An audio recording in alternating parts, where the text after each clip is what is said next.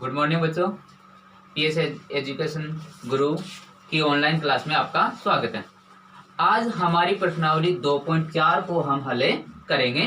यहाँ पे हमें देखिए दिया गया है प्रश्न 2, 1 व 2 दोनों को साथ में मैं यहाँ ले रहा हूँ क्योंकि दोनों को एक ही प्रक्रिया से हमें हल करने हैं और उन्हीं के मैं यहाँ कुछ से के क्वेश्चन यानी उदाहरण ले लेता हूँ। जैसे हमें इसमें दिया गया है बिना लंबी विभाजन प्रक्रिया किए हमें बताना है कि ये जो परिमेय संख्या है वो शांत है या अशांत। तो देखिए पहले हमें जानना है कि परिमेय संख्या होती क्या है। तो ऐसी संख्याएं जिन्हें हम p बटा q के रूप में लिख सकते हैं वो संख्याएं परिमेय संख्या होती है।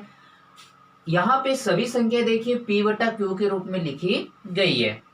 ये सभी संख्याएं यानी अंश बटा हर के रूप में लिखी गई है, इसलिए इन्हें हम कहेंगे परिमेय संख्या। और हमारी जो परिमेय संख्या है वो दो प्रकार की होती है, एक होती है शांत परिमेय संख्या और एक होती है अशांत परिमेय संख्या। परिमेय संख्या है वो कितने प्रकार की होगी? दो प्रकार की, एक होगी शांत और एक होगी अशांत। यानी हम इन दो परिमेय संख्याओं के बारे में बातें करेंगे। अब देखिए शांत परिमेय संख्या कैसी होती है और अशांत परिमेय संख्या कैसे होती है। यहाँ ध्यान दीजिए परिमेय संख्या वो p बटा q के रूप में यानी अंश बटा हर के रूप में लिखी हुई है। हम क्या करते हैं कि किसी भी परिमेय संख्या के हर यानी q के अभाज्य गुणनखंड करते हैं। अभाज्य गुणनखंड के अंदर हमें 2 की घात व 5 की घात यानी अकेला 2 की घात या अकेला 5 की घात में हमारा आंसर आना चाहिए। यानी अभाज्य गुणनखंड है वो अकेला 2 या अकेला 5 या 2 व 5 दोनों साथ में होंगे, तब तो वह संख्या शांत होगी। यानी 2 की घात m व 5 की घात n के रूप के अभाज्य गुणनखंड, यानी हमारे जो अभाज्य गुणनखंड हैं वो 2 की घात m व 5 की घात n के रूप के होते हैं, तब तो वह परिमेय संख्या शांत होगी, अन्यथा वह परिमेय संख्या अशांत होगी। ध्यान देना है कि जो संख्या शांत है उसी का दशमलव प्रसार कर सकते हैं, अशांत संख्या का हम दशमलव प्रसार नहीं कर सकते क्योंकि उसकी आवर्ती है वो आगे से आगे चलती रहती है, इसलिए हम शांत परिमेय संख्याओं का दशमलव प्रसार करेंगे। यहाँ जितने भी हमारे पास उदाहरण हैं उनको हम देखेंगे कि ये संख्या शांत है या अशांत है, और यदि शांत है तो हम उसका दशमलव प्रसार करेंगे।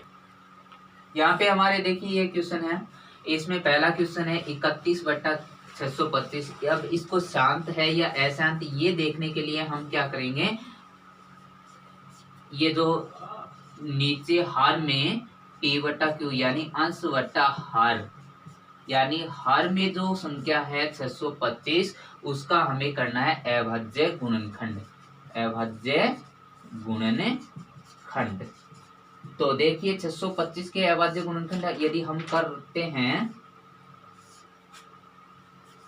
तो ये देखिए 625 इकाईकांक 5 है। हमें पता है किसी भी संख्या का इकाईकांक तो ये यदि 5 है तो वह 5 से विभाजित होगी। यहाँ 5 से हम इसे विभाजित करेंगे तो 125, फिर 5 से विभाजित करेंगे तो 25, और फिर 5 से विभाजित करेंगे तो 5, और फिर 5 से विभाजित करते हैं तो 1 प्राप्त होगा।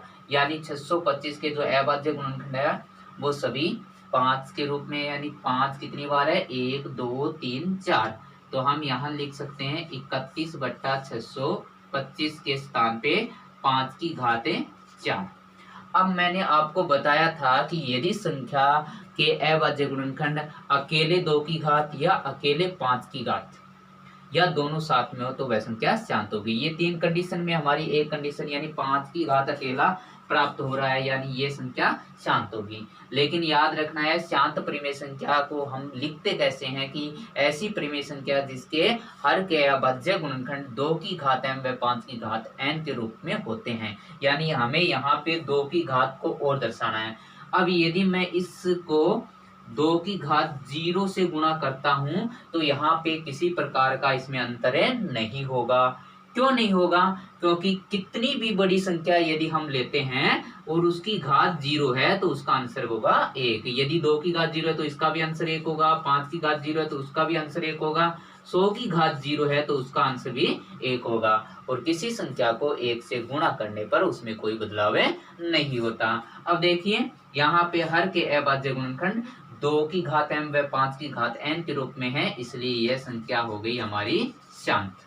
इसी प्रकार से यदि यहाँ पे हम देखते हैं 7/80, यहाँ पे हर में 80 है तो 80 के अभाज्य गुणनखंड हम यहाँ करते हैं। सर्वप्रथम हम 2 से विभाजित करते हैं 40, फिर 2 से विभाजित करोगे 20, फिर 2 से विभाजित करोगे 10, फिर 2 से विभाजित करोगे 5 और फिर 5 से विभाजित करोगे 1। यानी यहाँ पे जो हर के अभाज्य गुणनखंड है वो किस रूप में हमारे, वो है 2 की घात 4 इंटू 5। यहाँ 5 की घात 1 लिखे सकते हैं। तो देखिए हमारी कंडीशन यहाँ पे अप्लाई हो रही है, इसलिए यह संख्या भी शांत परिमेय संख्या है। आगे देखिए यहाँ ध्यान दीजिए 13/2 की घात 3 इंटू 5 की घात 2। यानी यहाँ पे हमें अभाज्य गुणनखंड किए हुए मिले हैं। यहाँ पे हमें सीधा ये देखना है कि ये संख्या शांत है या अशांत। तो देखिए 2 की घात m वो 5 की घात n के रूप में है, इसलिए यह संख्या भी शांत परिमेय संख्या होगी। नेक्स्ट यहाँ पे देखिए अभाज्य गुणनखंड 2 की घात 3 5 की घात 7 इंटू 7 की घात 3 है। यानी हमें तो सिर्फ और सिर्फ ये 2 ही चाहिए, इसके अलावा अन्य नहीं आना चाहिए। इसके अलावा यहाँ पे अन्य आ गया 7 की घात 3, तो इसलिए इस संख्या को हम अशांत परिमेय संख्या बोल देंगे। ठीक है। अब नेक्स्ट इसको थोड़ा ध्यान रखना है। यदि कोई परिमेय संख्या है वो इस प्रकार दी गई है कि इसमें अंश व हर है वो किसी एक संख्या से विभाजित होते हैं, तो पहले हमें उसे विभाजित करना है, उसके बाद में हमें देखना है कि ये संख्या शांत है या अशांत है। तो यहाँ पे देखिए 15/40 दोनों 5 से कटे, तो यहाँ पे 3/8, 5 15 और 8 40, यानी 3/8। अब यहाँ पे जो 8 है इसके अभाज्य गुणनखंड देखिए 2 से विभाजित 4 बार, फिर 2 से विभाजित 2 बार और फिर 2 से विभाजित 1 बार। यानी हम इसको लिख सकते हैं 3/2 की घात 3। अब चूंकि हमें साथ में 5 और चाहिए तो यहाँ पे हम 5 की घात 0 लिख सकते हैं, क्योंकि 5 की घात 0 लिखने पर इसका मान 1 होगा और 1 को किसी संख्या से गुणा करते हैं तो उसमें कोई अंतर नहीं होगा। इसलिए यहाँ पे देखिए सभी के अंदर क्या है कि हम हर के अभाज्य गुणनखंड करते हैं। यदि हर के अभाज्य गुणनखंड 2 की घात व 5 की घात के रूप में है तब वह संख्या शांत होगी, अन्यथा वह संख्या अशांत होगी। देखिए आपको बताया गया कि जो संख्या शांत है उसी का हम दशमलव प्रसार करेंगे। तो अब इनमें से हमें ऐसी संख्या लेनी है जो शांत है और उसको हम दशमलव प्रसार में लिखेंगे। तो यहाँ पे हमने देखा था कि इस 4 नंबर को छोड़कर और सभी संख्याएं शांत थी। अंत हम इनमें से कोई भी संख्या का दशमलव प्रसार कर सकते हैं, सिर्फ 4 को छोड़कर। अब देखिए इसमें से पहला हल लेते हैं हम पहले क्वेश्चन का 31/625, और हम यहाँ पे क्या करते हैं नीचे जो हर है इसके अभाज्य गुणनखंड लिखेंगे जो कि हमने किए थे 5 की घात 4। अब देखिए यहाँ पे यदि हमें दशमलव प्रसार करना है, क्योंकि यह शांत संख्या है, दशमलव प्रसार करना है तो हमें जितनी घात 2 की है उतनी 5 की चाहिए, या जितनी 5 की उतनी 2 की चाहिए। यानी घात है वो 2 व 5 की सेम होनी चाहिए। यहाँ पे 5 की घात 4 है, 2 की घात कुछ नहीं है, इसका मतलब 5 की घात 4 है तो 2 की घात भी 4 होनी चाहिए। तो हम यहाँ लिखेंगे P व Q को, यानी अंश व हर को 2 की घात 4 से गुणा करने पर। अब देखिए यहाँ पे हम लिख सकते हैं 31/5 की घात 4 इंटू 2 की घात 4। ठीक है। अब देखिए 5 की घात 4 है, 2 की घात भी 4 है, दोनों की घात समान है, दोनों की घातें समान है। तो हम क्या करते हैं यहाँ पे नियम, घातांक का एक नियम है वो लगाएंगे। देखिए पहले तो इस संख्या को हम हल करते हैं 31 इंटू 2 की घात 4, 2 की घात 4 का मान होगा कितना 16। और यहाँ पे हम एक नियम लगाते हैं कि a की पावर m इंटू b की पावर m हो तो, यानी आधार अलग अलग लेकिन घात समान हो तो आधार को हम आधार से गुणा करें देते हैं और घात है वो ऊपर लिखेंगे। यानी a को b से गुणा किया ab और घात होगी m। सेम यही चीज हम क्या करेंगे यहाँ पे अप्लाई करेंगे। तो देखिए 5 को 2 से गुणा करोगे यानी आधार को आधार से गुणा करोगे, 5 को 2 से गुणा किया 10, घात 4 है तो हमें यहाँ पे रखना है 4।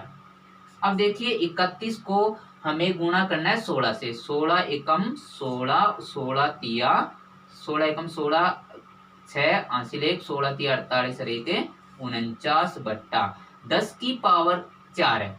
देखिए 10 की पावर यदि 1 है तो आंसर 10 होगा, 10 की पावर यदि 2 है तो आंसर 100 होगा, 10 की पावर 3 है तो आंसर 1000 होगा। इसी प्रकार देखिए यहाँ पे यदि 1 घात है तो 1 शून्य है, 2 घात है तो 2 शून्य है, 3 घात है तो 3 शून्य है। तो यहाँ पे हमारे पास घात 4 है तो हमें कितने शून्य रखने हैं 4 शून्य रखने हैं। अब देखिए यहाँ पे कि 496 बट्टा 10,000 यानी 496 में 10,000 का भाग देना है। अब देखिए बिना विभाजन यानी भाग तो देना ही नहीं है, हमें क्या करना है, हमें इसमें ये देखना है कि 1 2 3 4 यानी दशमलव वाली संख्याओं का हमें दशमलव वाले नियम का हमें यहाँ पे यूज करेंगे। यानी 0 1 2 3 4 शून्य है तो हम क्या करते हैं इस चारों शून्यों को हटा देते हैं और ऊपर जो लिखी गई संख्या है उस संख्या के 4 अंकों से पहले दशमलव लगा देते हैं। तो यहाँ देखिए 1 2 3 हमारे पास 3 ही है तो हम क्या करते हैं यहाँ पे शून्य मान लेते हैं। अब कितने हो गए 4, तो यहाँ पे शून्य मानने के बाद हम यहाँ दशमलव का उपयोग कर सकते हैं। तो हमारा आंसर होगा 0.0496। ये हो गया इसका दशमलव प्रसार। तो इस प्रकार से हम इसे हल कर सकते। एक क्वेश्चन अन्य, जैसे ये क्वेश्चन ले 13/2 की पावर 3 इंटू 5 की पावर 2। यहाँ पर देखिए घात है वो पहले से दी गई है 2/5 की, इसलिए ये संख्या क्या है शांत है और इसका हमें दशमलव प्रसार करना है और दशमलव प्रसार के लिए दोनों की घात समान होनी चाहिए। अब देखिए 2 की घात 3 व 5 की घात 2 है, किसकी अधिक है 2 की घात अधिक है। कितनी अधिक है 1 घात अधिक है। इसका मतलब हमें क्या करना है P व Q को 5 की घात 1 को सिर्फ 5 लिखेंगे क्योंकि 5 की घात 1 का मान 5 होगा, को 5 से गुणा करने पर। तो यहाँ पे देखिए 13 गुणा 5 क्योंकि P को गुणा करना है और 2 की घात 3 इंटू 5 की घात 2 इंटू 5। अब इसको सरल कीजिए, 13 को 5 से गुणा करने पर 65, 2 की घात 3 इंटू यहाँ आधार समान घात जुड़ जाएगी, आधार समान गुणा का निशान है तो घातें क्या होगी जुड़ जाएंगी, 2 और 1 कितनी हो गई 3। अब देखिए 2 की घात भी 3 है और 5 की घात 3 है, इसका मतलब हम उसी घातांक के नियम के अनुसार इन्हें हल करेंगे। यदि आधार अलग अलग हो घात समान हो तो आधार को आधार से गुणा कर दिया जाता है। 2 को 5 से गुणा करने पर यहाँ पे होगा 10 और घात है वो दोनों के ऊपर 3 3 है तो यहाँ पे हमें कितनी लगा देनी है 3। 65/10 के ऊपर घात 3 है, इसका मतलब 1 के बाद में कितने शून्य होंगे 3 शून्य होंगे।